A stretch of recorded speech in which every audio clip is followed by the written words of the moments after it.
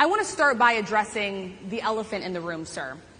A lot of people did not think it was appropriate for you to be here today. You have pushed false claims about some of your rivals, from Nikki Haley to former President Barack Obama, saying that they were not born in the United States, which is not true. You have told 4 congresswomen of color who were American citizens to go back to where they came from. You have used words like animal and rabid to describe black district attorneys. You've attacked black journalists, calling them a loser, saying the questions that they ask are, quote, stupid and racist. You've had dinner with a white supremacist at your Mar-a-Lago resort. So my question, sir, now that you are asking black supporters to vote for you, why should black voters trust you after you have used language like that? Well, first of all, I don't think I've ever been asked a question in such a horrible manner. First question. You don't even say, hello, how are you? Are you with ABC? Because I think they're a fake news network, a terrible network. And I think it's disgraceful that I came here in good spirit.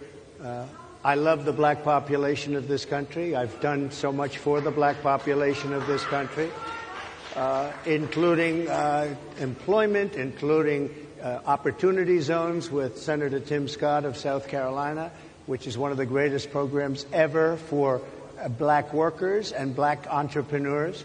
I've done so much, and, and I say this, historically black colleges and universities were out of money. They were stone cold broke, and I saved them, and I gave them long-term financing, and nobody else was doing it. I think it's a very rude introduction. I don't know exactly why you would do something like that. And let me go a step further.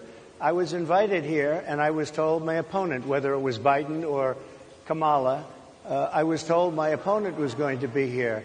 It turned out my opponent isn't here. You invited me under false pretense.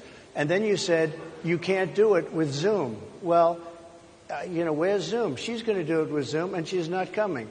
And then you were half an hour late. Just so we understand, I have too much respect for you to be late.